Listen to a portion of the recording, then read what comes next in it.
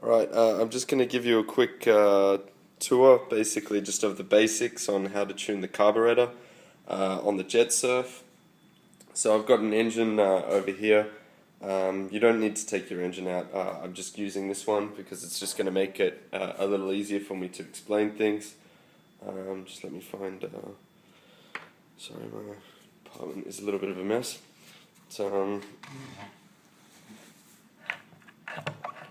So this is the carburetor here. You see on the side here there's two screws.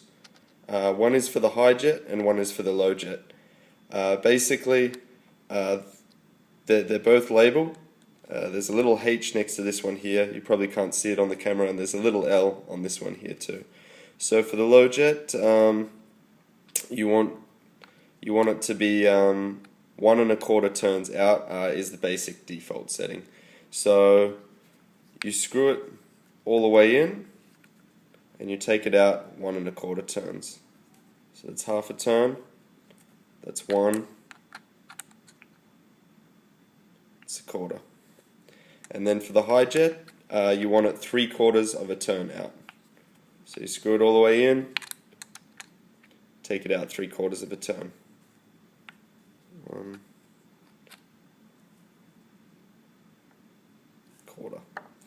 Okay, the other thing that you might want to do is you can adjust your idle. Now the Jetsurf, it's not meant to idle in the water with a person on it. It always needs a little bit of accelerator, otherwise you'll stall it out just like a car.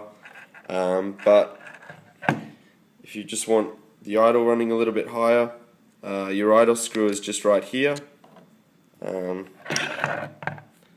Basically what that's doing is just screwing a screw down onto that there. I don't know how well you can see it with this camera, but basically your accelerator cable links onto that, and when you pull your trigger you're pulling that.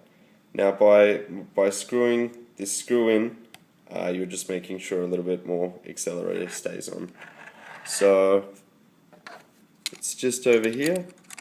You can screw it in a few times to make your idle higher, or you can screw it out a few times to make it lower. And that's just the basics of how you tune the carburetor. You'll just see it on the Jetsurf over here, and you'll just see the screws on the side here, and then you'll see this screw just underneath here.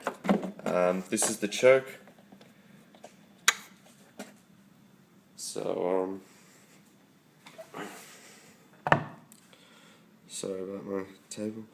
The choke, what that's doing is just covering up that hole there, and it just helps the engine suck a bit more fuel through.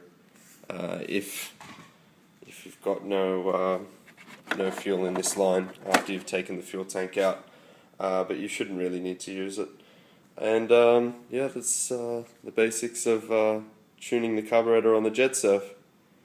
Sorry about the state of my apartment, but there's a bit of a view of Dubai. And thanks.